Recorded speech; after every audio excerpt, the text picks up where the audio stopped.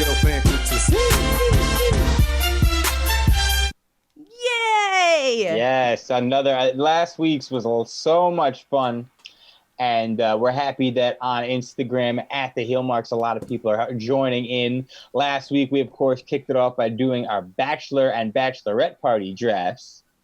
And we have already gotten some people who are throwing theirs up on Instagram and throwing us out to who they would invite to theirs. So we hope that trend continues. This week, Danielle, what are we drafting this week? We are drafting one of our beloved childhood movies, The Sandlot. That's right. If you are a 90s kid, Sandlot holds a very special place in your heart, mostly because it introduced you to one of the greatest snacks of all time, the s'more. Yeah, but how can I have some more of nothing? That movie's so quotable. I love it. The movie's so fantastic. I want to do you think I can't do Sandlot trivia because it's one movie. Maybe I can somehow do like a round of Sandlot trivia. Well, you could do like Sandlot Rookie of the Year, Right. Angels in the Outfield. Like you could do like all those movies with like kids in, like Mike. I don't know if a lot of people watch that, but like like those type of movies. Mike. Yeah, Oh, with like Bow Mike, Wow. with Bow Wow, yeah. Little Big League. Little Big League. Yeah, you could do stuff like that. The Little Big League is a funny movie. People forget about that movie. Because Rookie of the Year outshines it. Oh, Little Giants. Little Giants. You could do Little Giants. You could do what's the other one? The Big Green. Right? The Big Green. That's another underrated one. Yeah. Yeah. Because things All right, get outshined. Let's get into this one. Okay. Our first one is Scott Smalls. Scott Smalls, he's the protagonist of the movie. I feel like, he's not really the best baseball player. Kind of needs people to help him to fit in, take under his wing. At the end of the movie, he actually becomes a great announcer. My pick is Corey Graves. Ooh, that's good. That's a good one. Thanks. That's a really good one. Thanks. So, so here's the thing about this. My thinking is like different. Oh, your thinking is going to be definitely different, I feel. But it's right. Okay. Like there's some things that I'm trying to like base on like specific iconic moments, all right? Right. And so like I'm focusing on the, we bring up the s'more moment where it's small to say, you have ever had a s'more? S'more nothing, like that whole thing. I'm like, who could have that? Like, who would say, how can I have s'more if I haven't had s'more of nothing? And I feel like Sami Zayn. Nice. Sami Zayn, I feel like would just be like that guy. He moves to the neighborhood and only one person is giving him a shot. Like that would be Sami Zayn. Yeah. So yeah. Baby Ruthie. And then also, yeah, being able to make an announcer career. I'm sure Sami Zayn could do that in a second if he wanted to. Right. So yeah, I like it. Picking Sami Zayn. All right. Next up, we have Benny the Jet Rodriguez. Benny, kind of a big fish in a little pond. The beloved, the heartthrob of the movie, I would say, as a prepubescent girl. Takes Smalls under his wing, the kind of leader of the group. Unfortunately, when he does get, as he gets older, he becomes a pinch hitter. He doesn't really actually grow out of the phase of just being Benny. He just becomes like the local town hero. So I went with Finn Balor. Wait, he didn't become a big star? No. In the movie doesn't He's end a with pinch. him. He's a pinch hitter. He's a Major League Baseball player. Yeah, but he's a pinch. He's a pinch runner, which means No. We didn't see him at the plate. Oh, they bring him in as a runner, right? he's a pinch runner. But he scores. Right, but he's a pinch runner. He's a Major League player. You're making it sound like he's a local legend. This is a Major League Baseball player. Right. He makes it. Hold on, but I'm telling you, he makes him. He makes it to the majors, but doesn't really like stick well. And I'm going with Finn Balor. Because I feel like Finn Balor was that big fish in a little pond in NXT. NXT blew up, got moved to the main roster, and then main roster, nothing, and went back to NXT. So Finn Balor's my pick. This is interesting. Okay, so for my Benny the Jet, I see Benny as a guy where he's so good, right? Like not just as a player, as athlete, but like of all the players, he's the one guy where he sees this kid and he's like, hey, you want to play? Come play. Teaches him how, gives him a glove, gives him a hat. Just like the Superman of people, right? Like just he was so good at everything. He's the one guy you're like, all right, that guy's gonna make it. But character-wise and movie-wise, like they really didn't give him too much more of a character than that. We didn't really see too much more. They never gave him any jokes. You know, he was just the go-to guy for action, and that guy that just touches your soul with you know how good he is. So I went with Ricochet.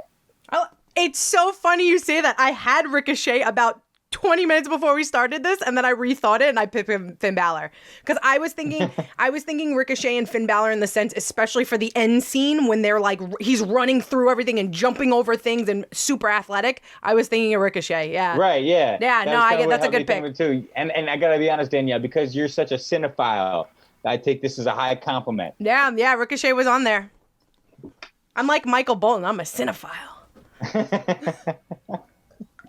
All right, next up we have probably my favorite character. Probably most people's favorite character. Everybody's favorite character. Yeah, Ham Porter. The great Hambino. The great Hambino. Ham giving people shit. The best one-liners, the best comebacks. If you don't know a comeback that Ham said, something's wrong with you if you didn't watch this movie and quote it all the time. Especially, you know, if my dog was as ugly as you, I'd shave its butt and tell it to walk backwards. One of my favorites. So with that being said, there's no one I could possibly pick unless it's Kevin Owens. Like, Kevin Owens needs to be Ham. Yeah, it's so funny. So I have Kevin Owens and I have Otis written next to each other only because I'm like, Danielle is going to pick one of these and then I'll pick the other. But honestly, I'm not going. I feel like Otis is funny just because you think of like that splash moment. But really, you're absolutely right. It has to be Kevin Owens.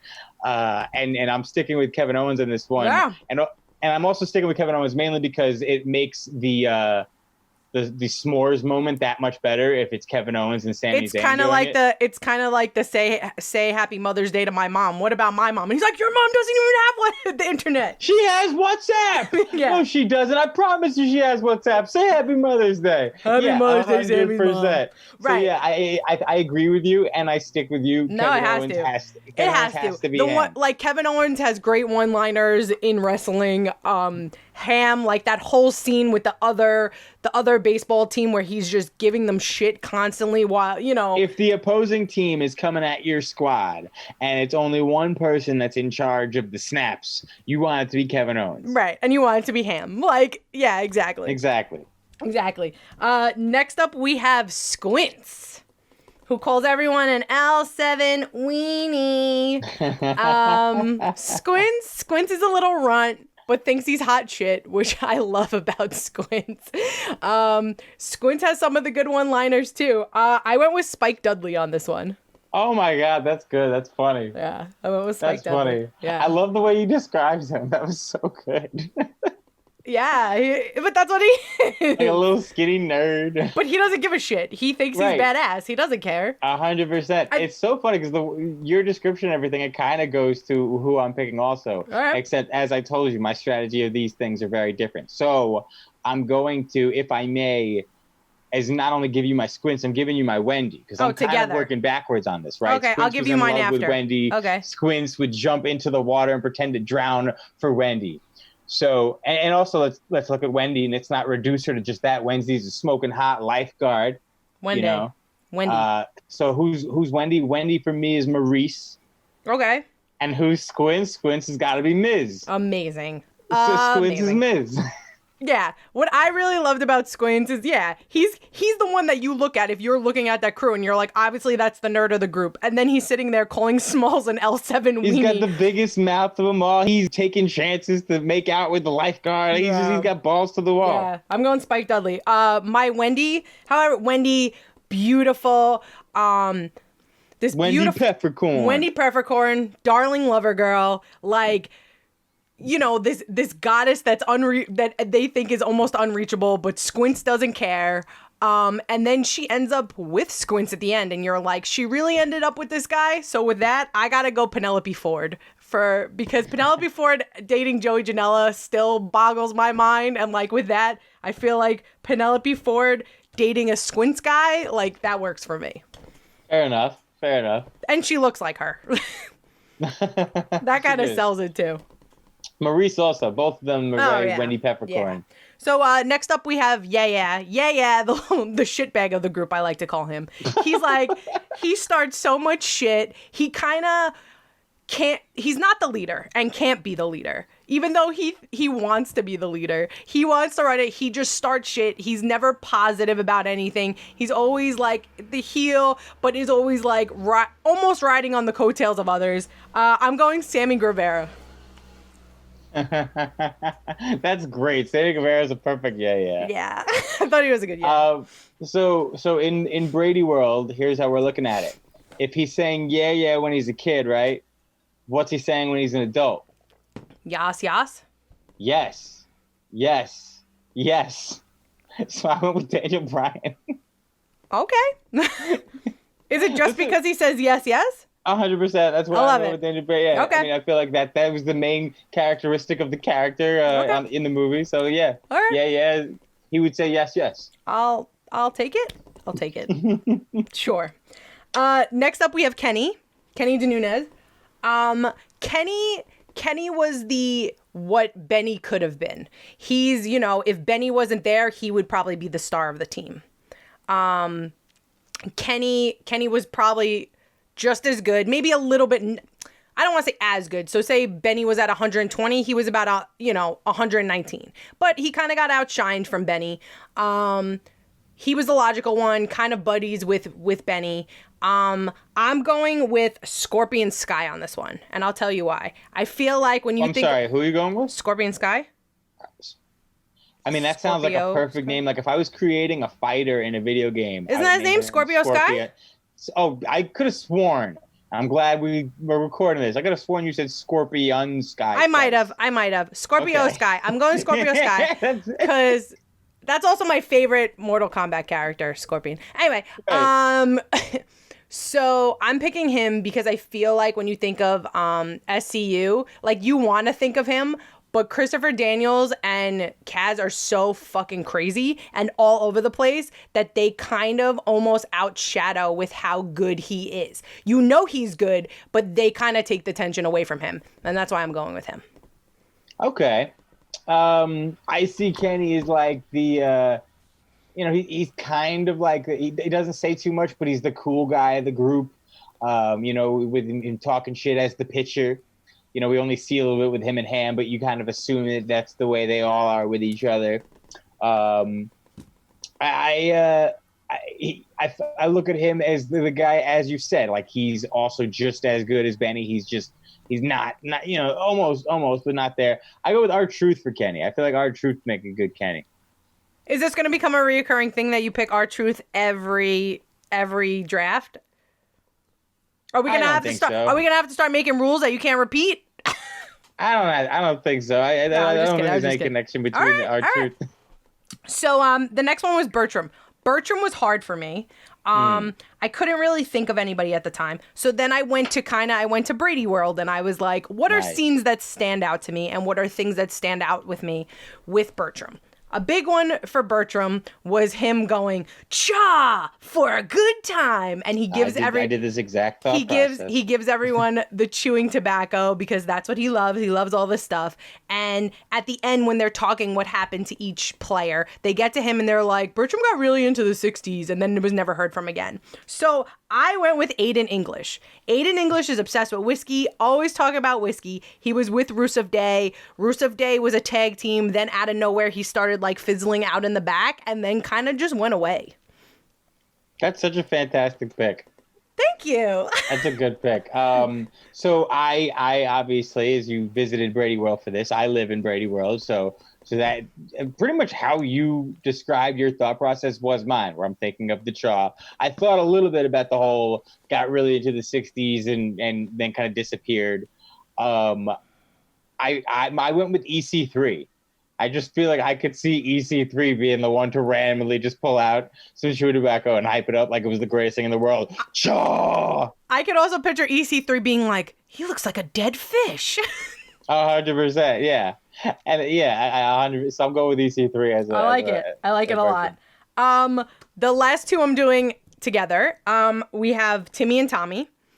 Timmy and Tommy. And what's so funny is when you called me the Sultan of Sass, I was like, I thought I was the Sultan of Sass. Are you the Sultan of Sass? Did I mess that up? You were the Sultan of Sarcasm and the Sorceress of Sass. Sorceress of Sass. So when I heard I was like, the Sultan of SWAT, the King of Crash, man, the King of Crash, and the repeat. These two I picked, so I feel like Tommy and Timmy can't go anywhere without each other. They kind of repeat each other. They kind of, well, more so Tommy, but Tommy's always repeating him. If Tommy does something, if Timmy does something, Tommy follows right after. They're very hand in hand with each other. I got to go the Young Bucks. I was thinking of the Young Bucks. I was trying to shy away from them for a long time, but then I was thinking of the process of like the mimicking. They're both doing the super kicks. They both follow each other in routine in the ring. They do this. I just feel one won't go anywhere without the other. This is Timmy and Tommy for me is the Young Bucks. Yeah, it's funny. I had Young Bucks temporarily down, and I was trying, but as you tried to do, I wanted to resist it. I did not want to go with them. Right. And so because of that, I went with the Edge and Christian. I like it. I feel like they would just kill Timmy and Tommy, and it would just be hilarious. It would also be in the sense that like I could picture like Edge kind of being the Timmy and saying stuff, and Christian being like, yeah, and then do that, and Edge being like, shut up, Christian. Like I could totally see that. Don't you know we totally reek of awesomeness? Yeah, we totally reek of awesomeness. Shut up, Tommy.